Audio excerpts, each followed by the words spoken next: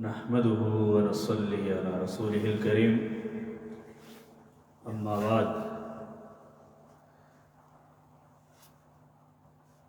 قال الله تعالى في كتابه المجيد والفرقانه الحميد إن الساعة آتية أكاد أخفيها لتجزى كل نفس بما تسعى. الحمد لله حبا، الحمد لله شكرا، الحمد لله رجاء وطاعة، الحمد لله دائما أبدا. زما عزتمند و قابل احترام مشرانو، ورونو او دینی خویندو کوم دوستان چې موږ د ژوندۍ بڼه باندې یې، السلام علیکم ورحمت الله وبرکاتہ. بعد د سلام نه د الله سبحانه وتعالی شکر ادا کوو په دې خبره باندې چې الله سبحانه وتعالی موږ او تاسو ته یو عظیم عبادت توفیق راکړ. دعا کوو هغه مسلمانانو ته چې هغه مریضان دي او د دې عبادت نه محروم دي، رب العالمین د هغې له شفای کامله عاجله ورکړي. دعا کوو هغه کسانو ته چې هغې په غفلت کې پراته دي عظیم عبادت نه، رب العالمین د هغې ته نیکۍ هدایت وکړي، رب العالمین دې پرې رحم وکړي. زما عزتمندو، څنګه چې هره جمعه د یو موضوع په مناسبت مخاطب یم تاسو سره، او دا دوه جمعې چې زه نه وم او نورو دوستانو یونیسي صاحب، سراجخیل صاحب، هغې تاسو سره په مختلفو موضوعاتو باندې مخاطب وو او ډېر یو علمي وضاحت الله سبحانه وتعالی دې هغې دواړو له خیر ورکړي او رب العالمین دې په عمرونو کې خیر او برکت واچوي. زما عزتمندو،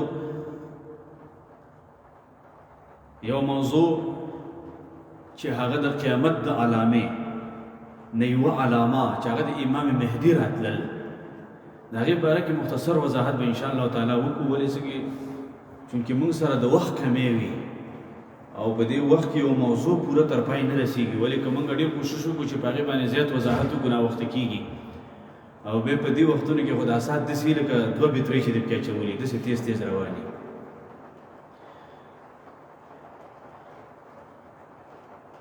کوم آیات چې ما ستاسو په وړاندې تلاوت کړو، په دغه آیات کې الله سبحانه وتعالی فرمایي ان الساعة آتیة اکاد اخفیها لتجزا کل نفس بما تسعى. الله فرمایي چې بېشکه د قیامت ورځ چې ده دا خامخا هرومرو دا راتلونکې ده، لیکن د دې دا وخت چې موږ پټ ساتلی دی د دې قیمت او چاته هم نه دی ښودلی، نو دا د دې د وجې نه چې هر انسان هر نفس د خپلو عملونو بدله بیا مومي، هر نفس د خپلو عملونو بدله بیا مومي. که چېرې دا معلومات وشي چې په فلاني تاریخ باندې قیامت راځي، بیا خو به هر انسان په کوشش کې، موږ یو 2025 کې را روان دی، 2020 کې را روان دی، فلاني تاریخ کې را روان دی، نو بیا خو به هر انسان دې ته آماده وي، دا راز به راښکاره شي او هر انسان به کوشش کوي چې ولا دا ورځ راتلونکې ده او زه د دې دپاره آمادګي او تیاری ونیسم. نو الله دا ورځ د دې دپاره پټه ساتلې ده چې هر سړی د دې په کوشش کې، او بیا هر انسان ته دغه کوشش بدله هغه ته ورکړی شي. په دې آیات کې هم الله فرمایي چې دا د دې دپاره موږ پټه ساتلې ده چې اخفیها لتجزا کل نفس، بدله ورکړی شي هر نفس ته بما تسعى چې هغه کوشش کړی دی، د هغه د کوشش بدله هغه ته ورکړی شي. بیا زما عزتمندو، رسول الله صلی الله علیه وسلم د قرب قیامت ته نږدې یو څو علامې بیان کړي دي، د قرب قیامت یو څو علامې بیان کړي دي، او دا علامې د قیامت دا په صحیح احادیثو کې ثابت دي. هر مسلمان نارینه زنانه له دا پکار دی چې په دغه د قیامت په علامو باندې ایمان ولري، دا په هغې باندې لازم دي چې په دې قیامت په علامو باندې ایمان ولري.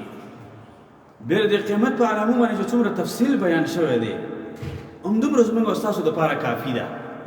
څومره تفصیل چې په دې احادیثو کې بیان شوی دی، همدومره زموږ او ستاسو دپاره کافي ده. د دې نه زیات جستجو کول دا صحیح نه دي، انسان بل طرف ته وځي چې دا قیامت به څنګه راځي او څنګه به د اسمان ریزه ریزه شي، دا غرونه به څنګه شي، دا ځمکه به څنګه شي او دا څنګه شي. که زیات جستجو وکړو او په دې کې زیات لاړ شو، یو خو موږ مکلفه نه یو، الله موږ ته نه دي ویل چې په دې کې زیات جستجو وکړئ، ډېر زیات پسې وګرځېږئ او ډېر زیات معلومات را پیدا کړئ. دومره موږ او تاسو مکلف یو چې دا حدیثو کې کوم وضاحت ذکر شوی دی په دې باندې عمل کول دا زموږ او ستاسو لپاره کافي دي. او که د دې نه زیات جستجو وکړو د قیامت د علامو په تلاش کې، نو بیا به زموږ او ستاسو فکر بل طرف ته لاړ شي. اوس د الله پیغمبر موږ او تاسو ته دا فرمایلي دي چې قرب قیامت ته نږدې، د قیامت ته نږدې وختونو کې امام مهدي به را پیدا شي. امام مهدي به را پیدا شي او دا امام مهدي به دا مسلمانان را پیدا کړي، مسلمانان به تلاش کړي او دا مسلمانان به خپل امیر مقرر کړي. مسلمانان به پسې ورشي، تلاش به کړي، پیدا به کړي او خپل امیر به مقرر کړي. بس په دې خبره باندې زموږ او ستاسو ایمان دی.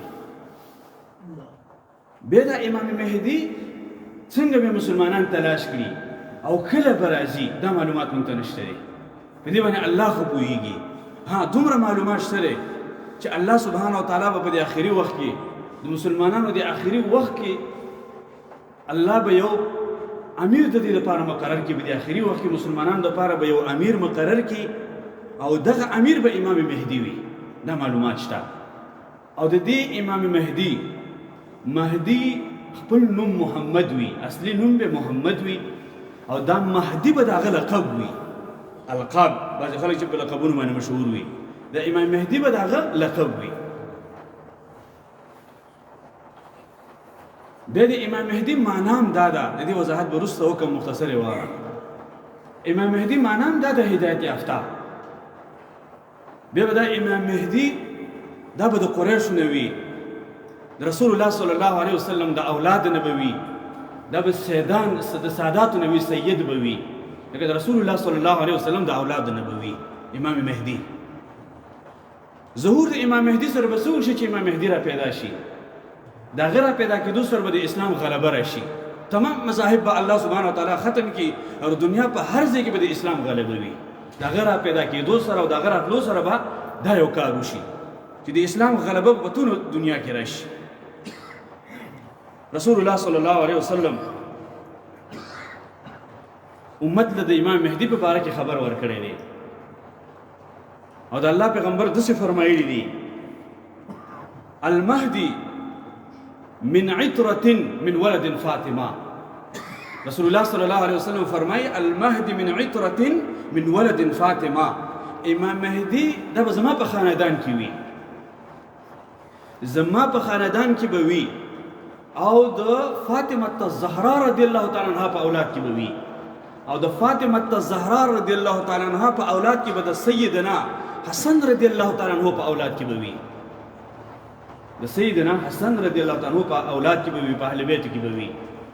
به امام ابن قیم رحمه الله هغه دلته حکمت ذکر کړی دی او حکمت بیان کړی دی چې ولې الله سبحانه وتعالی امام مهدي دا د سیدنا حسن رضی الله عنه په اولاد کې پیدا کوي. وجه څه ده؟ وجه دا ده چې سیدنا حسن رضی الله تعالی عنه په خپل وخت کې د خلافت ونه کړ، خلافت یې ترک کړ او دا خلافت هم هغه د الله دپاره ترک کړ.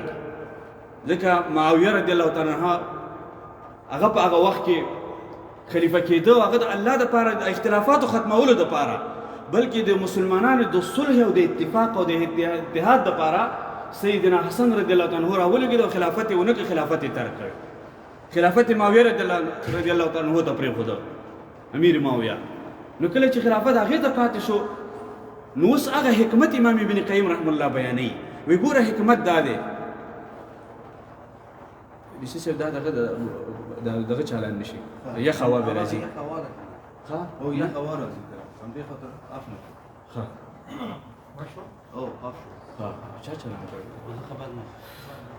نو دا په دغه وخت کې سیدنا حسن رضی الله تعالی عنه چې الله سبحانه وتعالی اوس حکمت دا دی چې هغه د الله دپاره دا کار وکړو، د مسلمانانو د اتفاق او د اتحاد دپاره او د مسلمانانو د صلح دپاره هغه خلافت ونه کړ. چې خلافت یې ونه کړ، دا د الله قانون دی چې تا یو شی د الله دپاره پرېښوسته، د الله دپاره د یو کار ترک کړل، نو د الله قانون دا دی: من ترک لله شیئا اعطه الله خیرا منهم. دا د الله قانون دی که یو کار تا د الله دپاره پرېښوده، نو الله سبحانه وتعالی د هغې بهتره بدل هغه انسان ته ورکوي.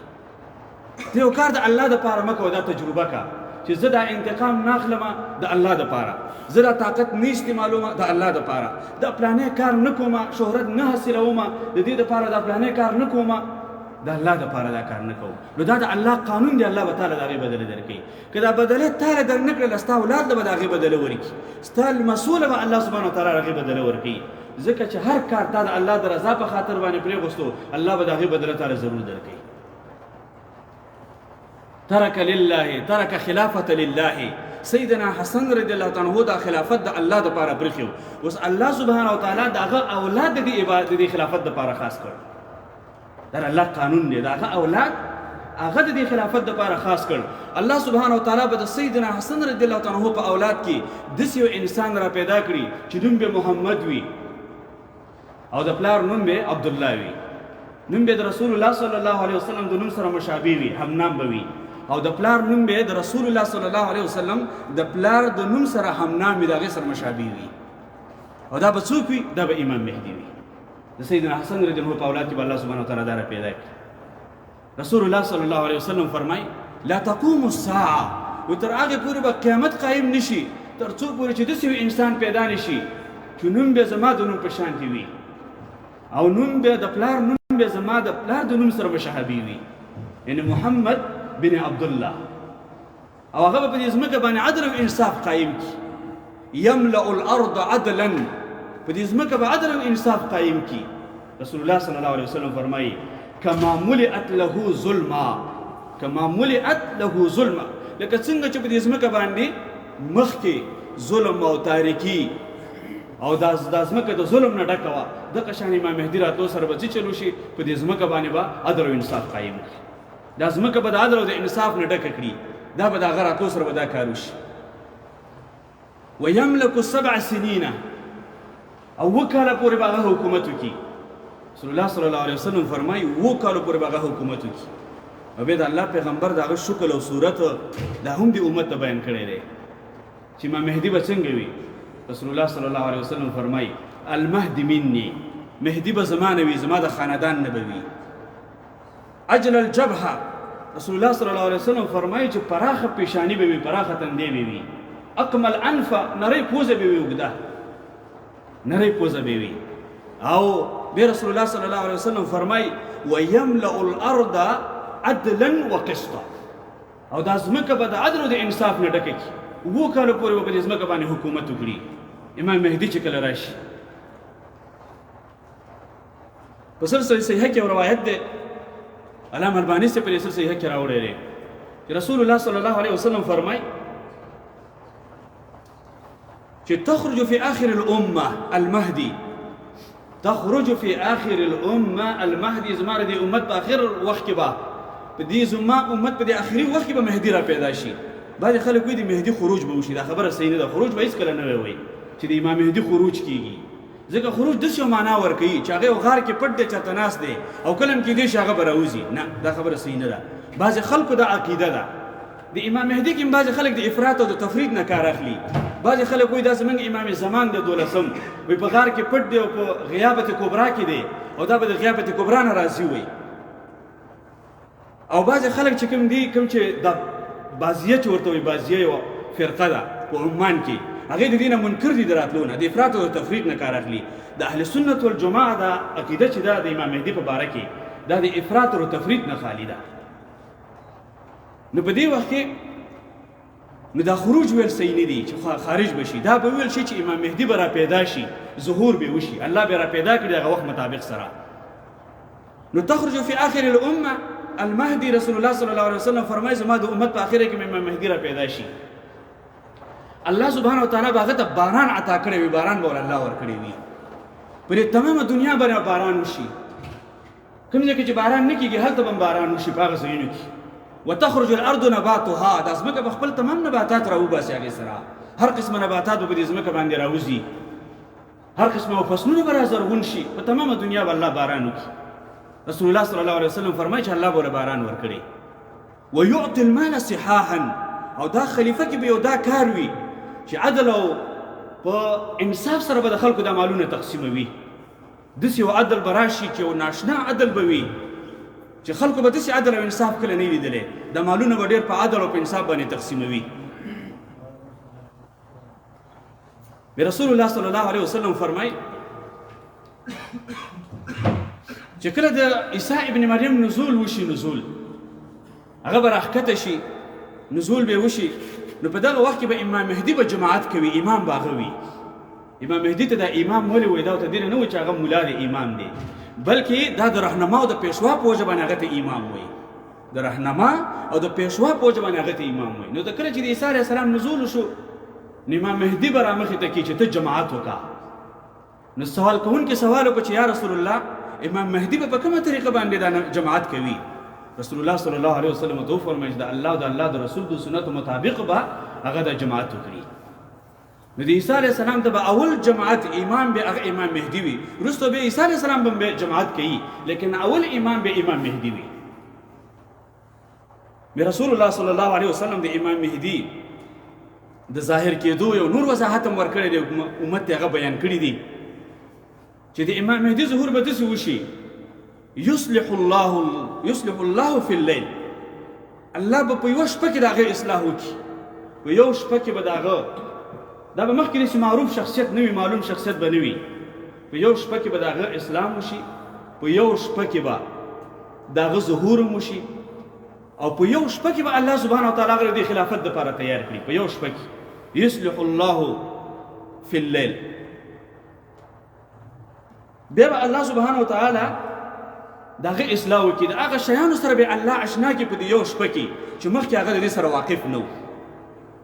خلافت ته به الله تیار کړي. رسول الله صلی الله علیه وسلم فرمایي لولا یبق من الدهر الا یوم، وایي که د دنیا په دې زمانه کې د دنیا په ختمېدو کې یوه ورځ هم باقي وي، دنیا په ختمېدو کې یوه ورځ هم باقي وي، ليبعث الله رجلا من اهل البيت. رسول الله صلی الله علیه وسلم فرمایي چې الله به خامخا د اهل بیت نه، زما د خاندان نه یو کس راولیږي چې هغه په دې ځمکه باندې عدل او انصاف قایم کړي. الله سبحانه وتعالی به هغه ورځ دومره لویه کړي که یوه ورځ پاتې وي په دې دنیا په آخره زمانه کې، او دا دنیا ختمېږي، یوه ورځ به الله دومره لویه کړي چې امام مهدي په هغې کې دغه عدل او انصاف قایم کړي. د عدل او انصاف چې په دې دنیا کې اوس نن سبا نشته دی او کمیږي، الله سبحانه وتعالی د دې دپاره یو انسان مقرر کړی دی، او هغه به راځي په دې ځمکه به عدل او انصاف قایموي چې هغه امام مهدي دی. دا کمی به هغه پوره کوي، په دې ځمکه به داسې عدل او انصاف راشي چې په هغه ټیم کې به څوک زکات اخیستو والا به پیدا نه شي. خلک به زکات ګرځوي چې زه زکات چاله ورکړم، لیکن دومره به څوک نه پیدا کېږي چې زکات څوک واخلي، ځکه هر انسان هغه ته به خپل حق رسېدلی، حتی تر دې پورې چې د مضره حیواناتو سره به اطفال لوبې کوي، لکه څنګه چې دور خلافت عمر رضی الله عنه خلافت و، څنګه چې عمر ابن عبدالعزیز دغه خلافت، داسې عدل به راشي، داسې انصاف به راشي په دغه وخت کې د امام مهدي په راتلو سره. بیا بعضې خلک موږ وویلې چې هغه د دې کې افراط او تفرید نه کار اخلي، بعضې داسې کسان پکې دي چې هغه وایي چې امام مهدي نشته، او بعضې داسې دي چې هغه ورله ډېره غټه درجه ورکړې دی، امام زمان یې جوړ کړی دی. او دا حدیث هم بعضې خلک پیش کوي چې المهدي لا مهدي الا عیسی، بلکې مهدي نشته دی، د عیسی علیه السلام چې دا مهدي دی. دا صحیح حدیث نه دی، بلکې په دې باندې علماو کلام کړی دی. بعضې علما ورته حد درجه کې ضعیف حدیث وایي، او بعضې ورته موضوعه وایي. صحیح حدیث ورته نه وایي، مکذوبه حدیث ورته وایي چې دا حدیث څوک وایي چې لا مهدي نشته الا عیسی، مګر عیسی علیه السلام چې دی هغه مهدي دی. ځکه په دې کې یو راوي دی، هغې ته وایي خالد بن محمد بن خالد، هغه مجهول راوي دی، علماو په هغې باندې کلام کړی دی. نو دا حدیث صحیح حدیث نه دی که څوک دا حدیث پیش کوي، بلکې راشد رسول الله صلی الله علیه وسلم صحیح احادیث وګوره، په سلسله صحیحه کې چې موجود دي، علامه الباني صاحب هغه راجمع کړي دي او نور علماو هغه راجمع کړي دي. په سلسله صحیحه کې روایت دی، رسول الله صلی الله علیه وسلم فرمایي چې د عیسی علیه السلام نزول به پسته وشي، په آخره کې به وشي، وروسته به وشي. اول به د امام مهدي نزول وشي، رسول الله صلی الله علیه وسلم فرمایي، او د امام مهدي سره به بیت چرته وشي؟ بیت به په بیت الله کې وشي، د هغه سره به بیت په بیت الله کې وشي. ځکه رسول الله صلی الله علیه وسلم فرمایي چې د حجر اسود او د مقام ابراهیم په مابین کې به د یو کس سره بیت وشي، او دا بیت به د چا سره وشي؟ د امام مهدي سره به وشي. ځکه چې په دغه وخت کې د امام مهدي په پیدا کېدو کې چې کله امام مهدي خلیفه کېږي، دی به 40 کاله په عمر کې وي، 40 کاله په عمر کې به وي.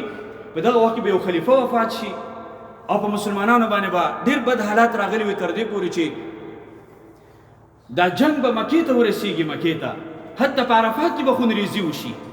په دغه وخت کې به د مسلمانان د دې امام مهدي تلاش شروع کړي، دا امام مسلمانان ورپسې وي، بیا به د امام مهدي را پیدا کړي. او په دغه وخت کې امام مهدي به دا مسؤلیت هم په غاړه نه اخلي.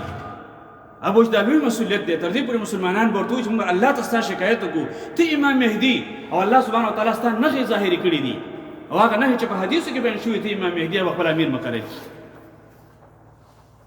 تر دې پورې چې د امام مهدي به ډېر خلک مخالف پیدا شي، ډېر خلک به د هغه مخالف وي، ډېر مسلمانان به ورسره ملګري شي، طرفدار به وي، لیکن ډېر مسلمانان هغه به طرفدار نه وي.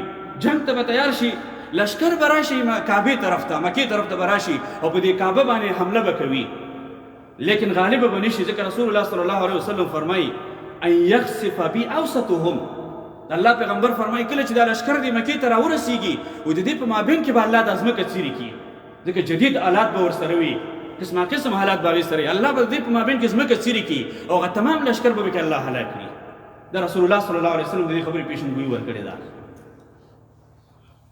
نو هر مسلمان نه دا پکار دی، په هغه باندې دا لازم دی چې د امام مهدي په باره کې معلومات حاصل کړي، په دې باندې ځان پوه کړي چې امام مهدي څوک دی. ولې ځکه هیڅ معلومات نشته اوس حالاتونه کې چې انسان د دنیا حالات ته وګوري او د ظلم انتها ته وګوري، نو هیڅ معلومات نشته په ظهور د امام مهدي کې. نو هر مسلمان نه دا پکار دی چې هغه د دې نه ځان خبر کړي چې کله د امام مهدي ظهور کېدی شي او انسان ته په حیثیت مسلمان د هغې معلوماتي او د پیغمبر د فرامینو نه هغه خبرې په دې خبره باندې. موږ د امام مهدي معنا وکړله چې مهدي دې ته ویل کېږي چې هدایت یافته. مهدي هغه کس ته ویل کېږي چې الله ورته هدایت کړی او د نورو ته هدایت کوي، دې ته امام مهدي ته مهدي وایي. او په حدیث کې په نورو احادیثو کې په مختلف قسمونو سره د مهدي لفظ ذکر شوی دی. یو حدیث کې رسول الله صلی الله علیه وسلم فرمایي علیکم بسنتي وسنة خلفاء الراشدین المهدیین. رسول الله صلی الله علیه وسلم فرمایي زما د سنت تابعداري وکړئ او زما د اصحاب کرامو چې خلفای راشدین دي د هغې تابعداري وکړئ چې هغه مهدیین دي. اوس ابوبکر رضی الله تعالی عنه مهدي، عمر رضی الله تعالی عنه مهدي، عثمان رضی الله تعالی عنه مهدي، علي ابن ابي طالب رضی الله تعالی عنه مهدي. رسول الله صلی الله علیه وسلم یو صحابي ته دعا وکړه او داسې ورته ویلي اللهم واجعله هادیا مهدیا، اللهم اجعله هادیا مهدي. یا الله دته هدایت وکړي او د هدایت یافته وګرځي، دا هادي وګرځي چې نور ته هدایت کوي.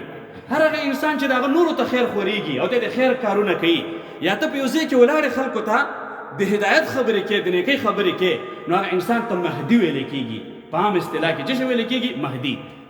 یو خاص مهدي دی، هغه مهدي چې رسول الله صلی الله علیه وسلم دغه پیشنګویي ورکړې ده چې د قیامت د راتلو نه مخکې په دې آخري وخت کې به یو کس راشي، الله سبحانه وتعالی به هغه له طاقت او قدرت ورکړی وي او دا به اولاد رسول نه وي، د سیدو نه به وي، د اهل بیت نه به وي او د قریشو نه به وي.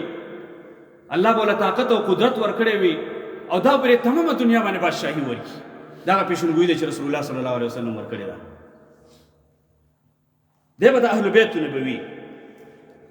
بیا په دې کې بعضې بېدانشه خلک او بېدانش او بېدینش خلک هغې په دې موږ وویل چې افراط او تفریط نه کار اخلي. وایي چې امام مهدي په باره کې چې څومره احادیث راغلي دي وایي دا کمزوري دي او ضعیفه دي. هغه خلک چې د دې نه منکر دي او بعضو له دومره درجه ورکړې چې د اوس نه په غار کې ساتلی دی چې یو ځای کې پټ دی او دا به بیا راښکاره کېږي. بعضې خلک هغه چې د غیر مسلم نه ډېر متاثره شوي وي، ډېر متاثره شي د دنیا د دې جدید ټکنالوژي نه او د غیر مسلم نه متاثره شي، هغه هم بیا د دین د بعضې خبرو نه انکار کوي، نه مني، ځکه چې دی ډېر زیات متاثره شوی دی او د ده متاثر کېدل انتها ته رسېدلي دي، ځکه اوس د دین بعضې خبرو نه هم دی منکر دی، انکار کوي، نه مني. نو د اهل سنت والجماعت عقیده په دې کې چې د هغه د افراط او تفریط نه خالي ده او هغه یو خاص عقیده ده. د امام مهدي په باره کې د امام مسلم رحمه الله احادیث، د امام ابن ماجه احادیث او د امام ترمذي، د امام ابو داود او د مسند احمد امام احمد بن حنبل رحمه الله احادیث، دغه شان مستدرک په دې تمامه کې د امام مهدي ذکر موجود دی او د هغې سلسله چې ده هغه متواتر ته رسیږي، سلسله متواتر او مرفوع ته رسیږي چې 50 احادیث او روایتو ته رسیږي. او په متواتر احادیث باندې ایمان لرل دا واجب دي. دا څه شي دي؟ د واجب دي چې په هغې باندې انسان ایمان ولري.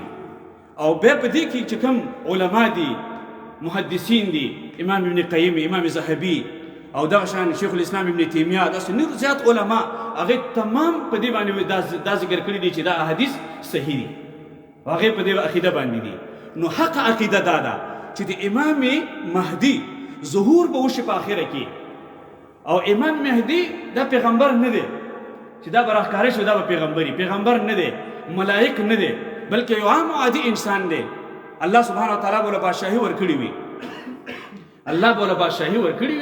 او د هغه په وجه باندې به د اسلام غالب شي دغه د مهدي حیثیت دی دې که د شک او د اشکال او دا څه بعیده خبره نه ده او په دې کې هیڅ قسمه داسې لرې خبره نه ده لنډ او مختصر داسې ووایه چې الله سبحانه وتعالی به په دې اخره زمانه کې یو مسلمان بادشاه پیدا کړي او هغه مسلمان بادشاه له الله سبحانه وتعالی طاقت او قدرت ورکړی وي په دې تمامه دنیا به هغه بادشاهي ورکړي او د هغه په وجه به د اسلام غالب شي په دې کې هیڅ قسمه شک او شبهات نشته دی الله په دې باندې قادر دی مسلمان بادشاه به پیدا کړي نو په دغه وخت کې به امام مهدي را پیدا شي بیا د امام مهدي ډېر خلک به را پیدا شي کذاب به را پیدا شي لکه څنګه چې قادیانیانو دا دعوه وکړله او دغه شان نورو ډېر کذاب خلک به را پیدا شي هغوی به دا دعوه کوي چې زه امام مهدي یم لیکن امام مهدي به هغه څوک وي کوم چې رسول الله صلی الله علیه وسلم په احادیثو کې د هغه نشاني بیان کړې ده رسول الله صلی الله علیه وسلم د هغه علایم بیان کړي دي کله چې هغه علایم او هغه نشاني په هغه کې راښکاره شي دا به مهدي وي مخکې موږ عرض وکړ چې امام مهدي چا چې دا دعوه وکړله کله په دنیا کې دا خبره ذهن کې کېږي د الله رسول فرمایي کله چې په دنیا کې چا د امام مهدي دعوه وکړه چې زه امام مهدي یم نو دا کاذب دی دا دروغجن دی ولې ځکه چې رسول الله صلی الله علیه وسلم فرمایي چې حقیقي مهدي به هیڅکله خپله دعوه نه کوي حقیقي مهدي هغه به هیڅکله دا دعوه نه کوي چې زه امام مهدي یم دا به مسلمانان په دې آخري وخت کې تلاش کړي او په هغې کې به هغه نشاني او هغه نښې راښکاره شي تر دې پورې هغه به مسؤلیت په غاړه نه اخلي بیا به هغې ورته ووایي چې ته زموږ امیر یې نو د هغې نه بعد به بیا امام مهدي را پیدا شي او هغه به امیر مقرر شي بیا د امام مهدي په باره کې رسول الله صلی الله علیه وسلم دا ذکر کړي دي موږ عرض وکړو چې دا به یو عام انسان وي عادي انسان به نه به مخکې شهرت و نه به تقوا وه نه به پرهیزګاره به همداسې نه و چې فلانې سړی په تقوا او پرهیزګارۍ ډېر مشهور وي فلانې سړی په شهرت باندې ډېر زیات مشهور وي نه دی به داسې مشهور انسان به هم نه وي یصلح الله فی اللیل الله به په یو شپه کې د اصلاح وکړي په یو شپه کې به الله سبحانه وتعالی د ده توبه قبوله کړي دی به توبه الله ته وکړي دا څومره د توبه څومره عظیم عبادت دی یو عظیم شان عبادت دی چې انسان کله الله ته په صدق باندې توبه وکړي هر څومره چې یو لوی ګناهګار انسان وي دی په صدق باندې الله ته توبه وکړي الله دې د ګناهونو نه دی داسې پاک کړي لکه څنګه چې انسان په اوبو سره غسل وکړي او دی د ګناهونو نه پاک شي دا توبه داسې شی دی لکه په صابون چې غسل وکړي داسې انسان د ګناهونو نه پاک شي دا امام مهدي به په دې یو شپه کې الله سبحانه وتعالی ته توبه وکړي او دی به الله سبحانه وتعالی یصلح الله فی اللیل په یوه شپه کې به الله د دې اصلاح وکړي او الله به دې امام مهدي مقرر کړي امام مهدي به یې جوړ کړي په یو شپه کې به دې امام مهدي مقرر شي او د مسلمانانو خلیفه به شي بیا به الله سبحانه وتعالی د مسلمانانو په زړونو کې د امام مهدي دپاره محبت واچوي داسې محبت به د ده په دې زړونو کې واچوي چې دا مسلمانان به د ده ته راجمع کېږي مسلمانان به د ده طرف ته راځي ده سره به بیعتونه کوي او دا محبت به من جانب الله دا به د الله له طرفه وي الله به ورله داسې مقبولیت ورکړی وي چې مسلمانان به راځي د ده سره به بیعت کوي د ده سره به بیعتونه کوي ظالمان خلک به ورسره بیعت نه کوي بلکې هغې به ورسره جنګ ته تیار شي جنګونه به ورسره کوي امام مهدي ظهور به کله وشي کله چې په دې ځمکه باندې د ظلم انتها راشي په ځمکه باندې ظلم زیات شي هغه وخت به چې مسلمانان به ډېر کمزوري شوي او د هر طرف نه به مسلمان وهل کېږي مسلمان به ضعیف شوی وي په مسلمانانو باندې به ظلمونه روان وي تر دې پورې بې ګناه به مسلمانان قتل کېږي بې ګناه به مسلمانان په محبسونو کې اچولی کېږي بې ګناه به مسلمانان د کورونو نه ویستلی کېږي د یتیم مال به په ناحقه سره اخیستلی کېږي د کمزوري مال به زورور په زور سره اخلي نو دا به هغه توره تاریکي وي هر طرف ته به ظلم عام وي ګناه به عامه وي الله سبحانه وتعالی به د امام مهدي ظهور وکړي او په دغه وخت کې به امام مهدي راشي لکه انسان په دې وخت کې فکر وکړي هر انسان لږ ځان سره سوچ او فکر وکړي چې د ظلم انتها د ظلم کوم حد ته رسېدلی دی هغه خو پرېږده چې مغضوب علیهم او ضالین هغې په مسلمانانو باندې ظلم کوي هغه خو معلوم دی خو ټوله دنیا ویني بلکې دې ته تاسو فکر وکړئ چې نن سبا مسلمان په مسلمان باندې ظلم کوي مسلمان الله سبحانه وتعالی په مسلمان باندې ظالم کړی دی. مسلمان ته اذیت ورکوي، تکلیف ورکوي. مسلمان د وجه نه په مابس کې اچولی کېږي. مسلمان د وجه نه ځورول کېږي. مسلمان په مسلمان باندې رحم نه کوي، د هغه په مال باندې رحم نه کوي، د هغه په اولاد باندې رحم نه کوي، د هغه په زنانو باندې رحم نه کوي. مسلمان په مسلمان باندې ظالم شوی دی. دومره د ظلم انتها ده. د دې ظلم انتها کې به الله سبحانه وتعالی مهدي په داسې حالاتو کې به الله راوباسي چې هر طرف ته مسلمان راګیر شي. هم مسلمان د مسلمان د خوا نه وهل کېږي، هم مسلمان د غیر المغضوب علیهم او د ضالین د طرفه وهل کېږي. او که د قیامت علامې تاسو وګورئ، الحمدلله تاسو د ټول د هغې نه واقف وئ چې د قیامت علامې وګورئ چې دا کله دا شی ظاهر شي، دا ځای ظاهر شي، نو قیامت به راځي. وعده خلافي دا عمل شوې ده، څوک د وعدې پابندي نه کوي. بېحیایي عام شوې ده، بد اخلاقي دا عام شوې ده، شرک دا عام شوی دی، د دنیا د محبت د وجې نه بغض، کینه، حسد دا عام شوې ده، سود دا عام شوی دی، د بل مال اخیستل، حرام اخیستل دا عام شوی دی. الله د الله رسول خلکو نه هېر دی. قرآن په المارو کې او فقط په غلاف کې پاتې شوی دی. مسجد مخصوص خلکو ته پاتې شوی دی. یو مولا یو چند کسان به هغه به د مسجد کې عبادت کوي، نور چاته ضرورت نشته چې هغه عبادتونه وکړي. نن د دې دنیا د محبت د وجې نه بغض، کینه، حسد، دشمني دا عام شوې ده. مسلمانان د مسلمان نه نفرت کوي، مسلمان د مسلمان ته په قهر او په غضب دی. دا د قیامت هغه علامې دي. مسلمانانو کې اتفاق نشته، اتحاد نشته دی. کله چې دغه تاریکي په دنیا کې رااله او کله چې د ظلم انتها شوه، نو د الله پیغمبر فرمایي چې امام مهدي به راشي، یملأ الارض عدلا، دا ځمکه به د عدل او د انصاف نه ډکه کړي. داسې به د عدل او د انصاف نه ډکه کړي لکه څنګه چې مخکې په دې ځمکه باندې ظلم انتها وه. امام مهدي به راشي، عدل او انصاف به قایم کړي، تمام خباثتونه به الله سبحانه وتعالی ختم کړي. امام مهدي به 2 کاله پورې په دې ځمکه باندې بادشاهي وکړي او په دغه 2 کالو کې به هغه جنګونه وکړي. دومره پرواني به الله سبحانه وتعالی راولي چې د زکات اخیستو والا به څوک پیدا نشي چې زکات واخلي. ولې؟ پرواني به زیاته شي. اطفال به د مضر حیواناتو سره یو ځای لوبې کوي، لیکن هغې به چاله ضرر نشي ورکولی. داسې عدل او انصاف به راشي. امام مهدي په اخره کې به بیا عیسی علیه السلام نزول وشي او بیا به امام مهدي هغه به دا خپل تمام دا به دې مسؤلیتونه به عیسی علیه السلام ته سپورت کړي او بیا به عیسی علیه السلام په دغه وخت کې به یو لویه فتنه بله برپا شي چې یو عظیمه برپا، یو عظیمه فتنه الکبرا چې ورته وایي، دجال به پیدا شي او بیا به عیسی علیه السلام د دجال سره جنګ وکړي او هغه به قتل کړي. او د هغې نه بعد به امام مهدي به د یو کم 50 کاله په عمر کې، 49 کاله په عمر کې وفات شي او دې دنیا نه ولاړ شي. الله سبحانه وتعالی به دې خبرو معلوم د عمل کولو توفیق راکړي. تاسو هم انشاءالله دې باقي پاتې سبب ذکر کوو. یو ضروري اعلان هغه دا دی چې انشاءالله تعالی څنګه چې مخکې تاسو ټولو دوستانو ته معلومات دی او ټولو ته خبر دی د دې خبرې چې سبا مونږ د شنبې ورځ ده په دې مسجد کې مونږ یوه غونډه لرو، یو اجتماع لرو او هغه ستاسو د دوستانو دپاره جوړه شوې ده د مشرتابه له طرف نه، د مسجد د شورا د طرف نه، چې تمام مسلمانان نارینه زنانه چې هغې ټول دلته تشریف راوړي او راشي او تاسو سره مهمې خبرې شریکې شي. دا اجتماع به سبا شروع کېږي د 5 بجو نه تر 8 بجو پورې ده. د 5 نه تر 8 بجو پورې ده او ټولو دوستانو ته خواست دی چې نورو دوستانو ته خبر ورکړي او تاسو هم دلته تشریف راوړئ. د نوي مسجد د اخیستو په باره کې معلوماتونه او بعضې مالي معلوماتونه هغه هم د تاسو سره شریکېږي او ستاسو چې کوم مفیده مشوره د مسجد په هکله باندې نو هغه هم تاسو ورکولی شئ، هغې ته هم غوږ ایښودلی کېږي. انشاءالله سبا تمام دوستان نارینه زنانه مسجد ته تشریف راوړئ چې د 5 نه د 8 بجو پورې انشاءالله تاسو سره مهم معلوماتونه شریکېږي. واخر دعوانا ان الحمدلله رب العالمین.